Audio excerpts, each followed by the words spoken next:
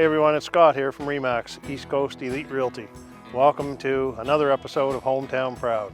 This week we're at Little Eden Veggies. I'm going to call it the Garden of Eden, the Garden of Veggies, whatever you want to call it. But we've got some amazing products up here being grown locally. We're going to sit down and talk with the owner, Kathy, see what this place is all about. And we're going to get a chance to highlight a wide array of veggies. Can't wait for you to see this one. Hi everyone, we are inside of our undisclosed location here, and I'm going to get this lovely lady to introduce herself to us and tell me where we are. Okay. I'm Kathy Boone. I own Little Eden Veggies, and we're in Prince William, New Brunswick, on the old Prince William Road. So now it's not an undisclosed location anymore. So that's cool. Anyways, how long have you been in operation here, Kathy? We started the farm in 2014, so it'll be 11 years. 11 years. And what, how, why, what prompted you to start this business? I was kind of in a transition, and my sister offered me a greenhouse or two, and I jumped at that. And so that's how it began, just with a couple of small greenhouses. Okay. So let's back it up a little bit. You're a mom, you have a family. Yes. And tell us about your family. So we have married, and we have two boys. They're both grown up now. They have their own families. So I'm a grandma. Wow. And yeah. Congratulations. Yeah, thanks. Nice. So how many employees you got working here? It's just me. My husband does all the maintenance work. He gets deemed as the maintenance man. He does, my maintenance guy. Yep. Okay. Yep. Well, as you can probably see from the backdrop in here behind us, this is a pretty phenomenal place. I got to say, I'm totally blown away by what I'm seeing here. So it's hard to comprehend that you could maintain and manage this by yourself. So how many species of kind of growth you got going here? What I know what's behind us is the obvious, but how many different vegetables you growing? That's a good question. That's why I asked it. Just in tomatoes, there's 6, 7, 8, probably 10 varieties in here of just tomato. Wow. And then I grow everything from eggplant to zucchini to beans, tomatoes, cucumber, strawberries. Like, I don't think there's anything I don't grow. Wow. And this is pretty much a year-round venture? Yeah, it's my full-time job for sure. I guess it would be, absolutely. I get a few weeks off in December, January, but other than that, probably glad to see them. Yes. Think. People ask me all the time, how was your winter? And I always say, not long enough. Oh, cool. So where's all this stuff go? I mean, there's a ton of stuff here. Where's it going? Who keeps you going? I attend the St. Andrew's Farmers Market. It's mostly a summer market, but in the winter they do have a market once a month, and I start there in March. That's when I have product again. I also have a CSA. It's Community Supported Agriculture. So I have 20 families in the community that get a box of veggies every week from me. That's pick up at the farm on Tuesday night. I do supply a couple of restaurants and have some places that will take extra product if I have them. So there's none of this that goes to waste. It's fine. No. It's all fine in the home. Yeah. And if I can't find it at home, it gets pickled. So you do make some products other than the raw vegetables that you make? I do about 1,000 jars of preserves a year. So yeah. Oh my soul, that's unbelievable. Yeah. Yeah. So tell us. You were telling me a little bit earlier. I know we could talk all day about tomatoes? All the different components of growing in tomatoes, but I found this rather fascinating. So these plants are huge. And you were talking about a process that involves grafting. So all of the tomatoes are grafted. Grafting, it gives a tomato more vigor, and it protects that tomato from a lot of the root diseases that tomatoes are prone to. So they're all started in my basement, and I graft them down there, and there's a healing chamber down there. There's heat mats, everything you need for that graft to be a success. Yeah, and they get planted out here in May when it's a little warmer. And then I set the system to optimize for tomato. Tomatoes like it 27 degrees, and the system will try to keep that as much as possible. I don't have any heat in any of the greenhouses, so it's just using the sun to try and keep that at the right temperature for me. And that's covering a period of roughly how many months? You don't have any heat in here, so you're starting pretty early in the year. So I plant carrots typically in January, February, and they can freeze solid. So can the beets. Right in the ground, like freeze? Yep. And still harvest them? Yep. Really? No, well, like they'll germinate. Oh, okay. And they can freeze. Like I cover with a frost blanket at nights. And they can handle a lot of cold.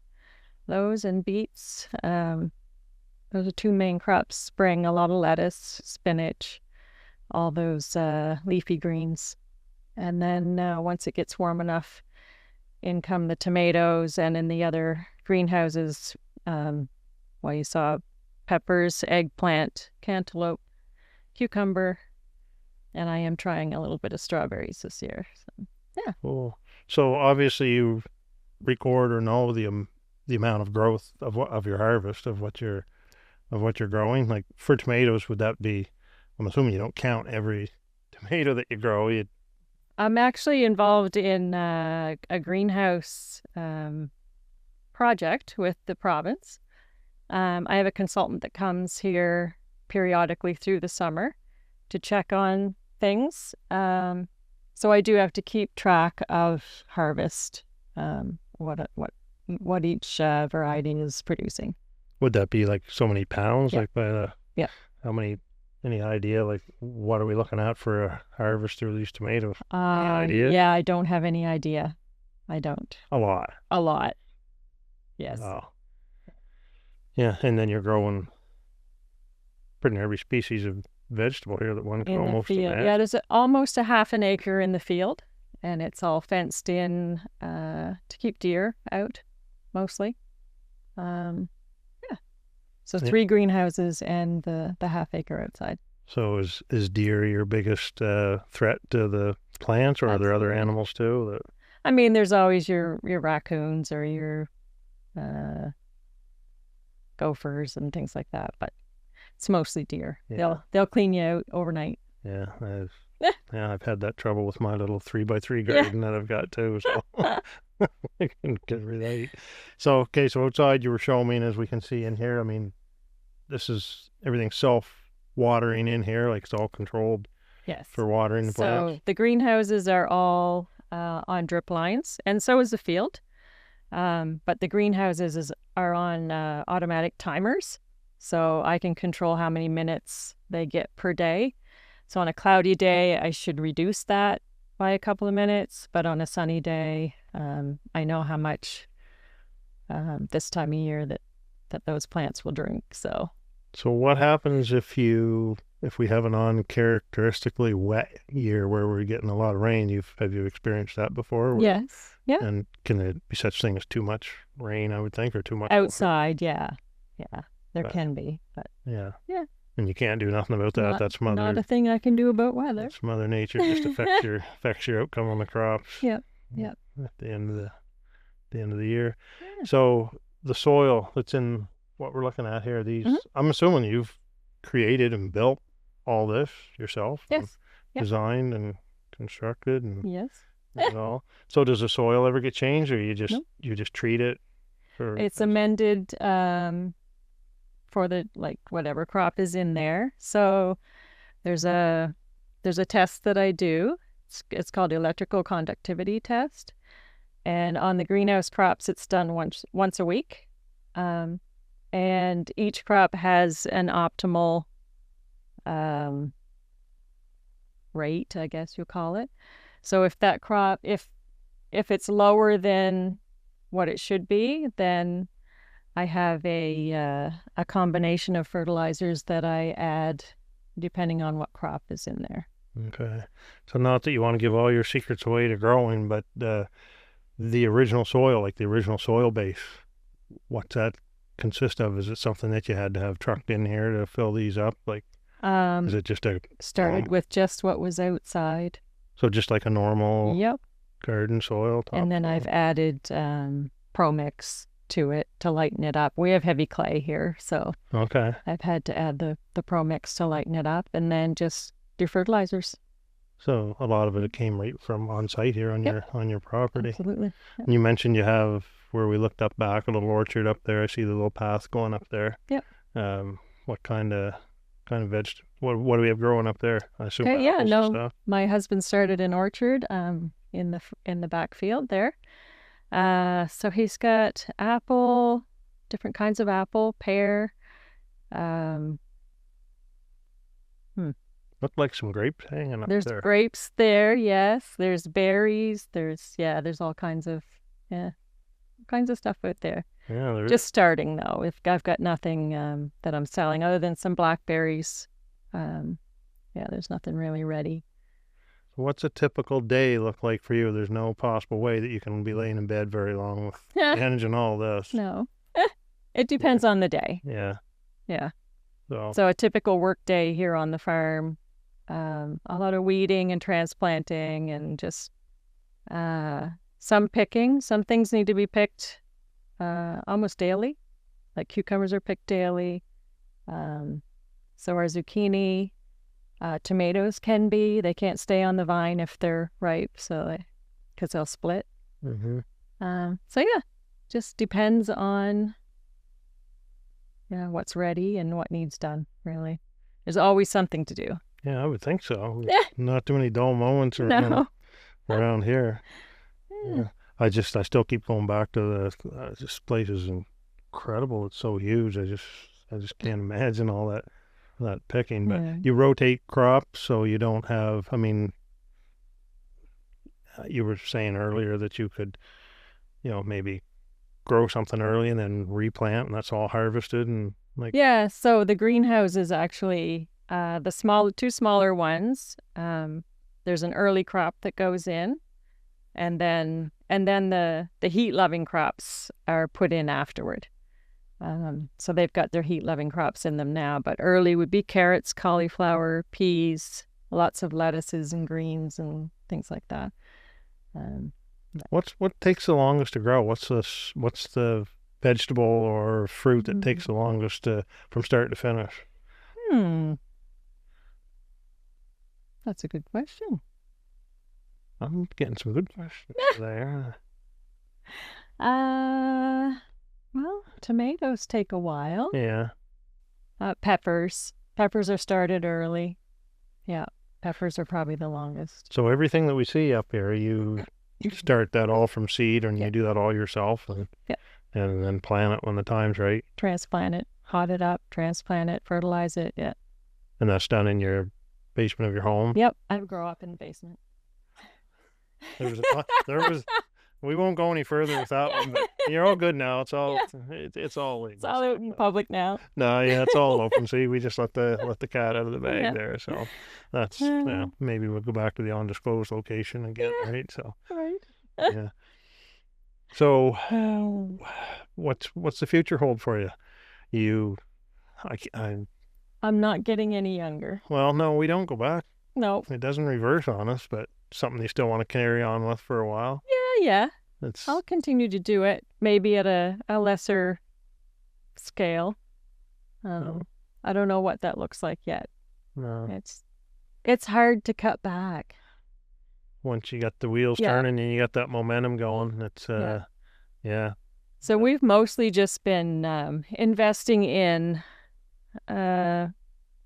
infrastructure that saves me any time, and it has been a huge help to do that. We'll continue down that road, and maybe when my husband retires, maybe he'll take over the field work and I'll just have greenhouses.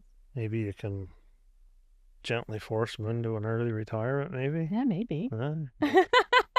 Never know. Wouldn't that be nice? Yeah, I would think any extra help would be welcome for sure. Yeah. Um, so most of all your products here that you grow, are they all kept locally? Do any of them get out of the province, or I mean, obviously someone puts them in their car and drives away, but Yeah. do you The have? preserves probably go further than the vegetables themselves. Yeah. But yeah, St. Andrews has a lot of my vegetables. Right. And the locals that sign up for the box program. I don't have like a roadside stand or anything like that. So if you want the product, you kind of have to sign up for the box program. Okay. And is that something that you have limitations on depending on I have to. availability? And Yeah. so you can't take everybody that might want to. There's typically a waiting list for that one. Really? Are there people on the waiting list now for a few? This year, I'm pretty good. Pretty good. No one on waiting lists right now. Okay. Oh. All right. Something like getting into a campground or something. Gotta get Right. on the waiting list to get in. Yeah. Okay. So what's your favorite thing that you grow? You must have a favorite. Everybody's got a favorite pet or a favorite color. You must have a favorite veggie here. That's a good question. Or you just love them all equally? I like growing tomatoes and I like the challenge. I'm not particularly a fan of eating tomatoes, but I like to grow them. I know. Well, you definitely like to grow them. I can't believe these. I can't believe these plants. Yeah. Yeah. Anyways, incredible. They're fun. Are they? Yeah. Yeah. Well. Yeah. Makes my little patio tomatoes look like I don't know. We'd be embarrassed to look at them. So, all right. So I got to ask you, elaborate a little more on how did you get here? What led to it? Well, I grew up on a dairy farm, but like I said, I ran as far away as I could from farming at the time, but it found me. But in between, so I grew up on a farm, and then I went into photography, the fine arts of photography. And from there, I was in tourism. And from there, I did some marketing. And then we started the farm. But it all works together, right? And it has served me very well. So what brainstormed this? Just you just somewhere's into all that dairy farm and leaving and coming around, you met your husband. Yes. In the midst of all that.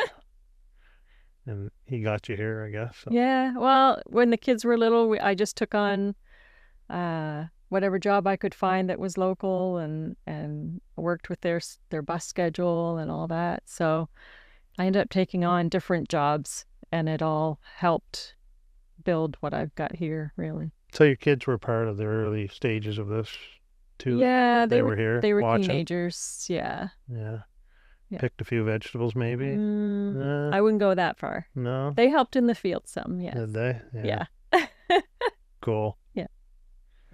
So with all the concerns today of healthy eating and where we source things from, are you organic, or is this stuff organically grown? Any pesticides or herbicides going into our tomatoes? Yeah. No, although I'm not certified as organic, I don't do anything that would go against the organic rules. So, yeah. So it's all healthy. It's healthy. All healthy and what we should be eating. Yeah. I see some feathered critters over in the back side there too, so it's a little more than you're producing some eggs, yes, I assume. I've got 30 egg layers. And are they obviously part of the whole system? They clean up a lot of greens. They even eat weeds, so they consume a lot of green. How many eggs would they produce roughly?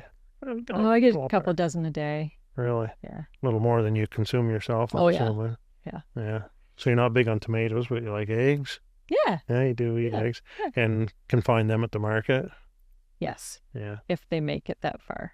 The locals snap a lot of those up. Yeah. I can imagine. Yeah. So if people want to find you, other than our undisclosed location on the Prince William Road near Kings Landing, New Brunswick, not far from Fredericton, close to Harvey. Yeah. I'm on Instagram are and you? Facebook. Yeah. Or people can come see you at the market, St. Andrews. Absolutely. Good chance to get out for a drive, get down to Charlotte County, breathe some salt air, and come home with some On a Thursday. on a Thursday. Yeah.